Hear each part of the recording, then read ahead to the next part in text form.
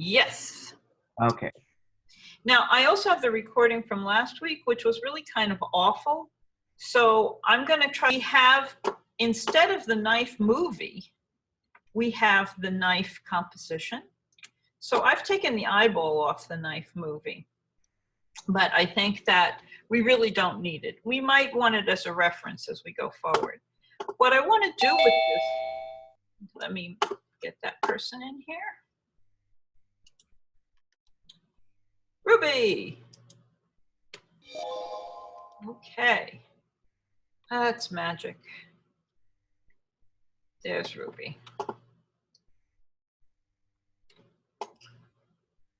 Okay. You know, all right. without having to. All right. So I've been just fiddling with this a little bit. It's important to kind of make small changes that improve the project, but at the end, you can always go back and do that. Right now, it's not too bad what we have. We have the hand beginning to come into frame, and we have, now that's the composition of the knife coming that we're seeing. So what we want to do is we want to do two things. We want to make the knife come down into frame, and it does so until it's at its most extended point. At the point where it doesn't travel any further, which is really very quick here. It's like at about, I think, where are we, 427. And you know, now I start using the preview menu because I do go frame by frame to see. See there, it's going a little further, a little further, a little further. I can't always do this on the fly. I'm not that good an editor. Phil Wiseman can do this on the fly, but not me. Okay, so there's the most advanced point for the knife. That is to say that the place where the knife is most penetrating through the hand. Because if I keep going with frame by frame, you'll see at some point it stops a little bit and then it retracts. And what we want to do is we want to find the place right before it starts to retract. And that's where we're going to copy this image, freeze it a little bit, and then retract the knife. So I'm just going to go frame by frame. Oops, she said. That was weird.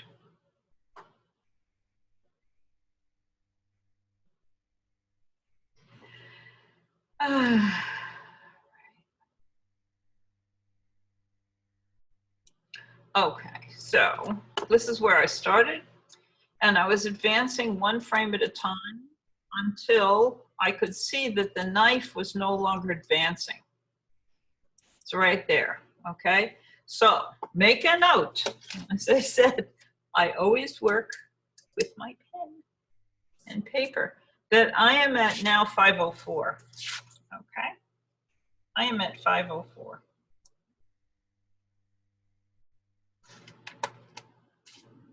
Okay, so what I want to do at this point now is I want to copy this composition. And once you've made a composition, you know, it acts just like another layer, more or less. So I want to copy this composition, and then I want to reverse the motion on the knife. Okay, because the knife is coming down. I want it to sit there for a minute and then pull back up. Get some more participants in here. We've got Mateus, who's allowed to come in. Okay, that's it for now. All right, so how would I do that? I'll show you in the composition that was finished what it looks like. What you do here is you decide where you want this to happen. And in this case, it looks like, I may have put the layer in a little later, so the times may not be exactly the same. But it looks like at 6:11, I start to pull the knife out here, and the knife starts to come. Oh, it's still going down, isn't it? Come on. it's still stopping a little.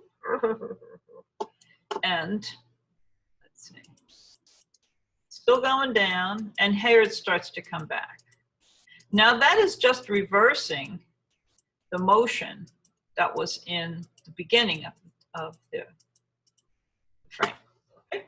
So that's what we want to do. Now in our case, in this case, we was working with a little clip here. And what I'm doing, I'm going to actually be working with the composition, and I may have to trim the composition to make it work, but nevertheless, come on. Okay, so we want to go to comp 2. This is where we are now. And right now I have an in and an out point on this layer where I can see it or not see it. But let me just make sure that my timing is right here. Here's 504.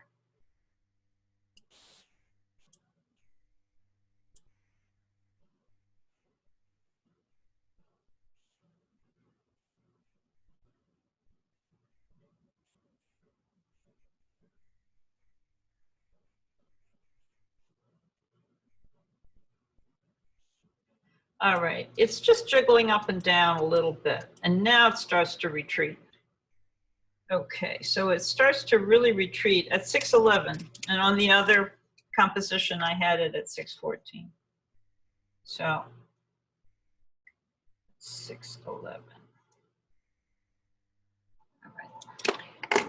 So what I want to do here, I have a deep blue solid above it. That's for the next part of this project, so just ignore the red layer.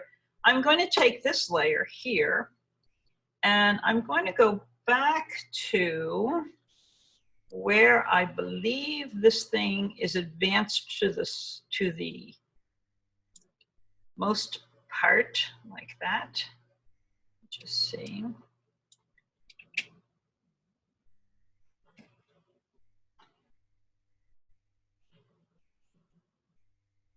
Okay.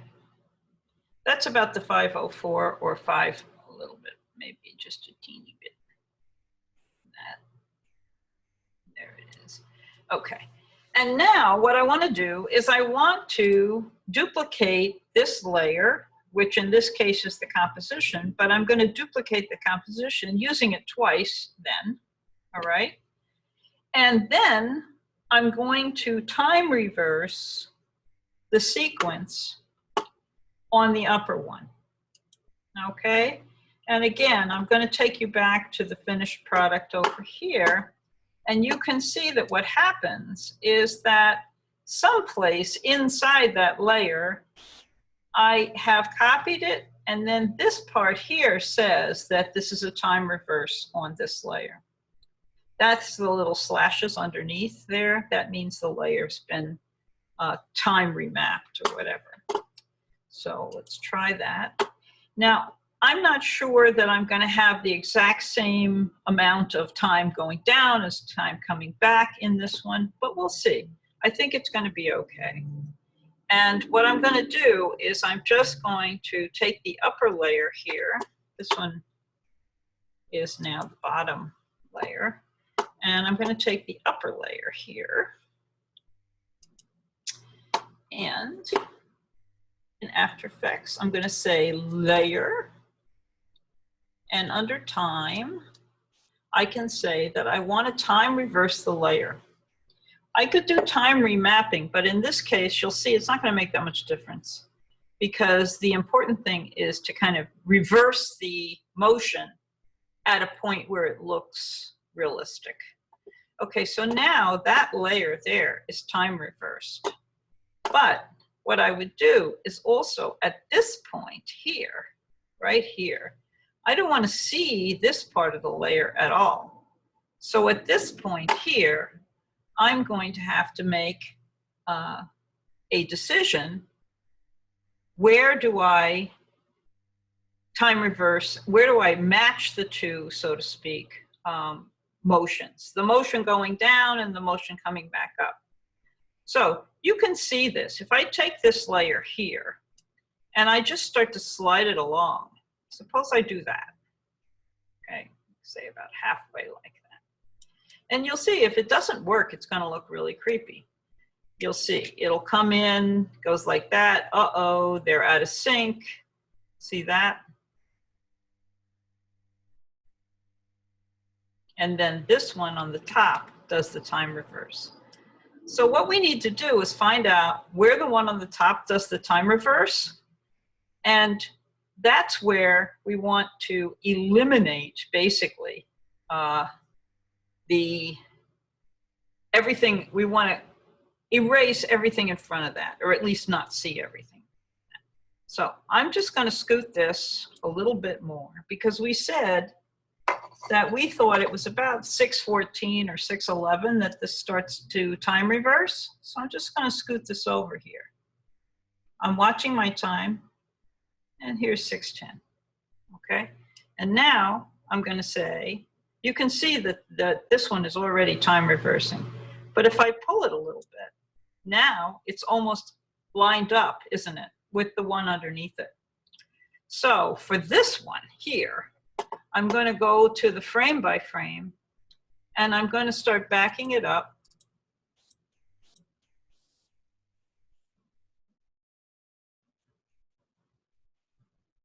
Until they match. Hey, not bad, huh? So what I want to do is I want to see the motion on the hand coming down to this point, and then I want to see the motion on the hand going out from this point. So let's start with the one on the bottom here. I have my time marker here. So does anybody remember how you cut a layer? It's easy as pie. You're going to hold down the Option key, and then on your keyboard, find the P. And you'll see next to that, if you have a full keyboard, it's a little harder on the laptop sometimes to see this, you have a square bracket left and a square bracket right on those two keys next to the P. The square bracket left is going to set a new in point for this layer. So I'm going to do that one. Okay. Oops, I did it on the wrong layer. Command Z, do it on this one. So this is going to be our in point for the top layer, but for the bottom layer, it's going to be the out point. So you use the right hand square bracket instead. Now, if we did this right, there shouldn't be much of a jump frame in this, but sometimes I have to move it a frame or two. You can always go back and fix it. There it goes. So that's what we wanted, but it doesn't look like it's going through the hand, does it? So this is now kind of the fun part, right? Is that now we want to make it really look like it's going through the hand. What we've done is we've just used the video that we had to make the motion that we needed. You know, if you were working with actors who were getting paid $20 million to make a movie, they probably wouldn't ask them to come back and do another take just so that their hand would go down and come back out again. They'd ask somebody like us, you and I, whatever, to get paid handsomely to make it look right. And we would take the video and we would flip it around. That's what we did. We flipped it from left to right, and we also then said down and back up again. All right, so we're getting a little bit more into compositing here. This is the way you do it. And I think it looks pretty good. But here's what I'd like to do now, is I want to take the hand movie here, and I'm going to duplicate that. When it's selected, I'm going to say Command D. I get an extra one, don't I? Don't move it in here. Just take this one out here, click on its name, and put it, where should I put it? Where should I put that? Below the knife, above the knife? Where should I put it? Silence. I have complete silence. Well, everybody's mute except for Ellie. You have to answer the question, Ellie. I'm going to put it above the knife. Okay? I'm going to put it above the knife. And now it's going to cover up the knife, right? So if I have that hand here, there's hand one. You see, there's no magic at all, is there? Because the knife is just behind the hand. But if I do the mask on this hand, the way we talked about doing it, so that part of the hand is in front of the knife, then it's going to give us the illusion that we're looking for. Okay, so I'm just going to go in here a little bit bigger so I can work a little better. I'm going to say maybe I want 100% here. And what I want to do is I want to make another mask for this hand. And this one I want to make kind of leaving, who's new? Unholy, okay. You're admitted. Okay. So I want to leave, I want to leave part of the flesh here. This is that mound or whatever it's called in your hand here. Everybody has this kind of curve here, and it gets a little bit of a bump that attaches your thumb. If the knife were to go in the flesh there, it would look like you're actually working with the hand. So let's try it. Now, I'm going to turn the mask on that exists already. This is going to be the mask. Get the hand selected here. I'm turning the masks on so I can see them. This was the garbage mask that we used, right, to help us with the chroma key. But now I'm going to make a new mask with the pen tool, and I'm going to leave some of the hand here in place, but then I'm going to subtract some of it here. So let's try it. I'm going to start up here in the garbage mat, make one click, and then I'll make a click here, and then I'm going to make a click right on that crease. And this one I'm going to hold so I make it one of those curvy ones. But when I get done, you'll see I'm actually going to change that again. And this is going to be a curvy one also. See, I'm trying to get that shape, right? I want that nice curve in there. And then I think I'm just going to go down here. Oops, my bad. Well, what I can do is actually, I'll just take this one and make it a half. Okay, there you go. You know, you can get rid of one of the handles and leave the other one in place. And that's what I just did. And so now let's see how we want to go over here and over here. And now I'm going out into my garbage mat again. Don't worry about that. And I'm going to close this here. Now, what kind of a mask should this be? I should probably insert a point right down there. Let me just do that. There's a add a vertex point. I'm going to do it here. Oops. Convert a vertex point. Convert. Come on. Doesn't want to do it. All right. I'm just going to move it out of the way. There we go. Get it out of there. Now, this part, if I say on this part here that I don't want to see that part of the hand, then what kind of mask would this be? The first mask, the big one that we did, was the subtract mask. This one here, what would it be? We're doing it on the hand that's up on the top of the stack. So this would still be a subtract mask. It's just a subtract mask on a different layer. Okay, that's what we were looking for, right? Is that what we wanted? Yeah. Yeah. What's missing is the blood, which... Well, we will get to the blood, David. Hold your horses. But yeah, here, but anyway, yeah. so let's see. Here's the hand. All right. Here's the knife.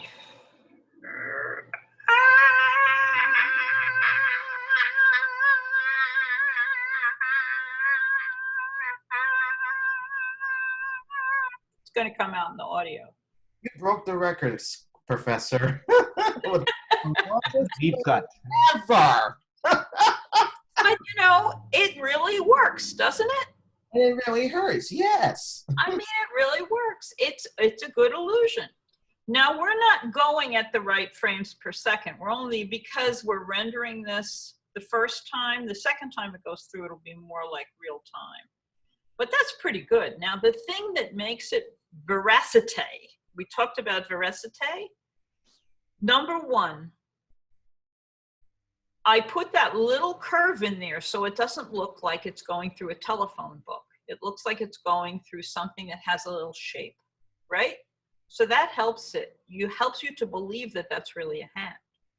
Now, the second thing that's going to help is to get the blood right. And that can take a lot of time. I'm going to show you the general process, how you do it, and you're going to have to fuss with it to make it right. Because it does take, everybody's project is going to have a slightly different position for these things, so you're going to have to put your blood in a slightly different place.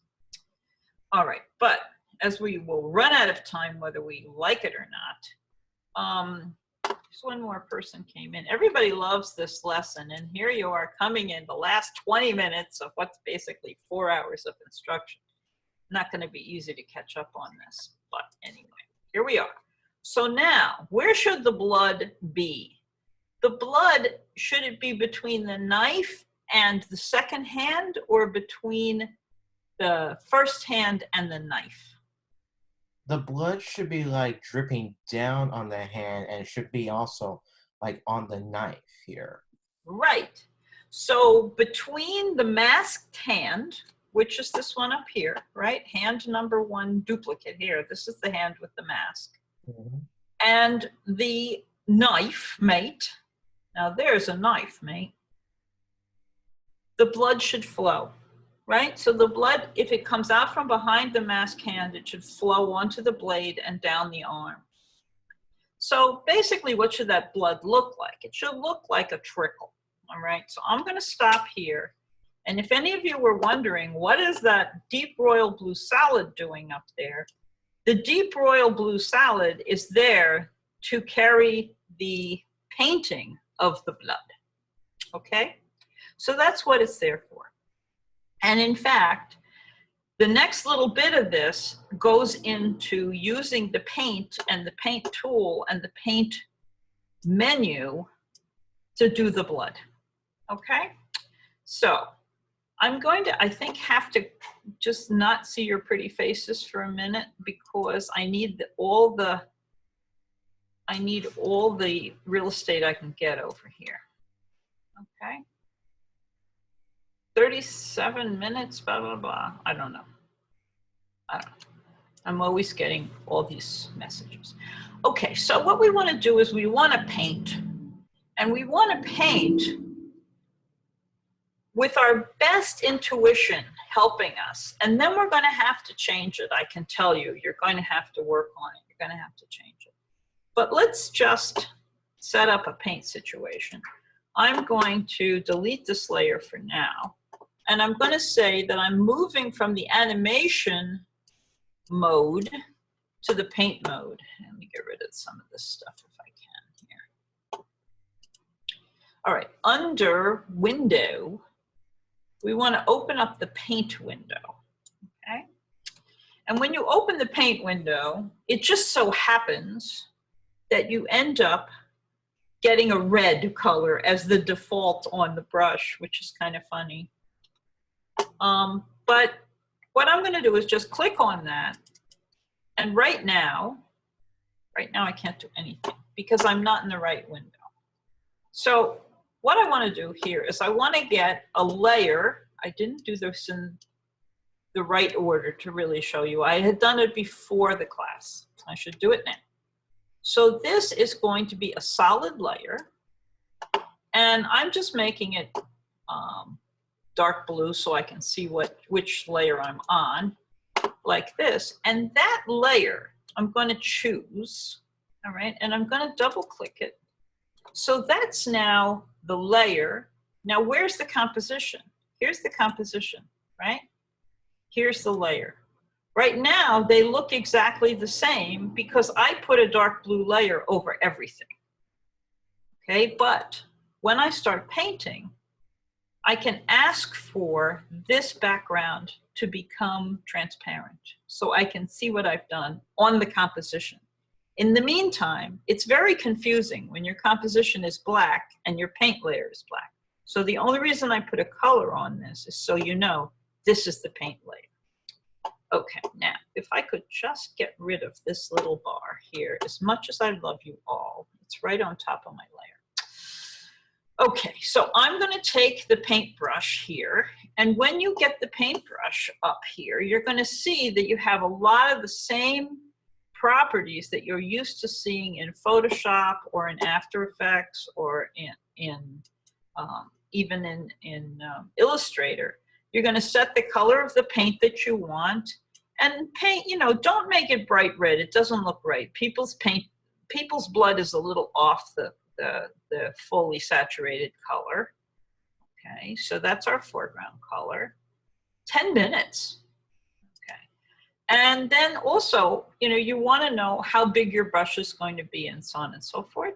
So here are the brushes, and I don't really need this up here, this info, so I think I'm going to just get rid of that tab so I can see the brushes a little better. I like to use a hard brush on this. I think it looks more like a trickle of paint or blood if it doesn't have a fuzzy edge. I mean, the edge of a trickle of paint is not fuzzy, it's firm. So I'm using a 15 pixel brush, and then it's going to say, how do you want this to be recorded? And this is the most important decision you make here. The choices are constant, write-on, single frame, or custom. Write-on is where you're asking the computer to keep track of how fast you paint and then repaint it the same way you did. Okay? So I'm going to start by just going sort of right to the middle of my frame. I've got a little marker there. And I'm just going to make that kind of curve shape and then maybe a trickle. Okay, so let's try it. Here's my curve. Here's a trickle. Now, if I want to see it, I'm going to go to Composition 2, and I'm going to crank open my layer. I'm going to crank open Effects. I'm going to crank open Paint. And it says paint on transparent is off. Well, that's why we can't see it. So turn it on. And now if I say, play this please, you'll see that I have made some blood that paints on, and it almost looks like it's dripping down the side of the person there. So what's wrong with it? It's not timed correctly. If I look at this and I see brush number 1, if I open up brush number 1, you'll see that this is where it starts and this is where it ends. So if I want this to be in the right place in my movie, I have to scoot it along here so that it's really closer to the time when we think the hand is being engaged there. So we said, what, at about 6 or something, right? I want to see this one. And then we want it to be much faster than that. So I'm going to take the second keyframe here. I'm going to make this blood move a lot faster. I'm going to take the second keyframe here. She said, how come I can't move it? Because my stroke options isn't open. Okay, I'm going to make the second keyframe much closer to the first, so this moves faster. Okay, so like that. Right? And then I want this to come after the knife has had some chance to do its magic here. So let's see.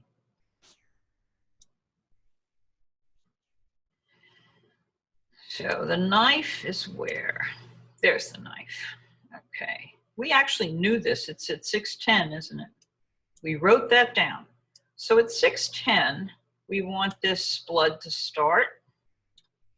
And maybe even a little bit earlier, if we back this video up, let's see when the knife is really starting to come into the hand. Come back a little bit more. Back. Ah, that's more like it. Okay. So now let's put the blood there. Also, let's take the whole layer. We're going to have to move the whole layer down, but you'll see this blood is not going to line up with the way it should look on the hand, but you can work with these things. You can fix them. Okay. So my sense is that I take this layer here. I've selected my layer, and I'm going to move it. I'm going to move the whole layer.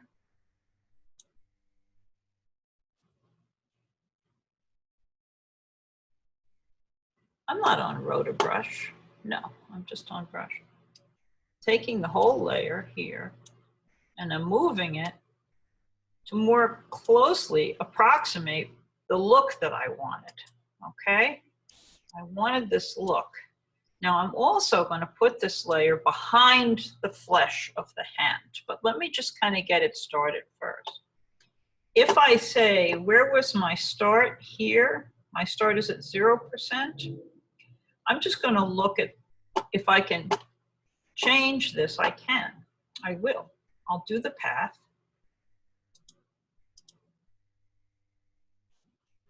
And I'm going to take the object itself, which I believe is going to be just clicking on this here, she said. Here's my paint stroke. Hang on. Stroke options, path.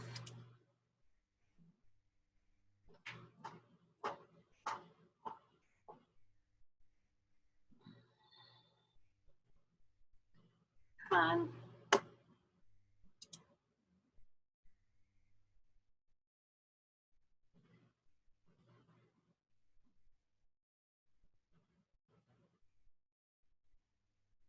Okay, here's the first position here. So I'm just going to go over here to my first position here.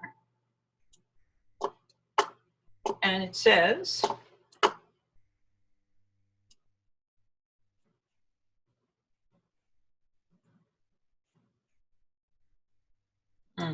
that's not right. Oh, I see what it is. I made a mistake here. I moved this beyond the outline of the layer. My bad. Hang on a second. I grabbed the options for this paint and I moved it without moving the layer with it. We need the layer or we can't do this. Okay, so let's see.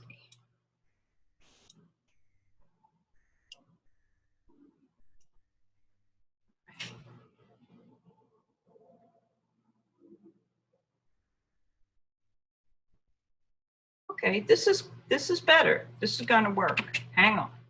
So now what we need here is under path at the end point of the layer.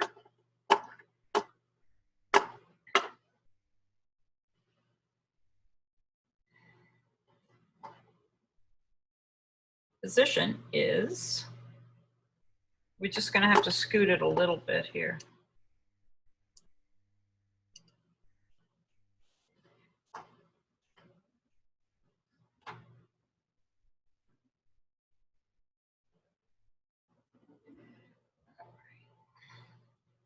Just have to be able to see these points. Okay. Come on.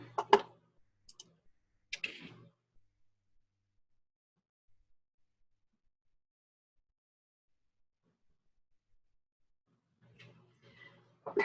So now you can see what you want to do here is you want to move the layer down a little bit and move the first point. So I'm going to do both. I'm going to move the layer down a little bit. I'm also going to say, where's my first point here? There it is. It's right there. See it? That's the first point. So if I want to move that over, I'm going to move the Y a little bit.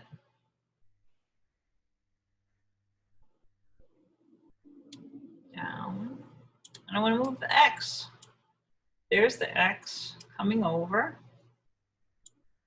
Now the Y, bring it down like that. Okay. Bring the X over just a skosh. Okay. Now let's see what that looks like instead. So this here is going to be this is not my first point. Now this is my first point. Okay, I'm going to get rid of this one. Delete that one. Oops, not both of them, just one of them. Sorry, just in case we get cut off, you can click back on. We have less than a minute, but you can click back on to the same link, the password and everything, right, Professor? I could, yes. Let's see if I've gotten this far here. All right. So, you know, I still need to do some work on this. It's obviously not right, but let me show you why it would be effective to do this. I'm going to close that up, and now I'm going to put the hand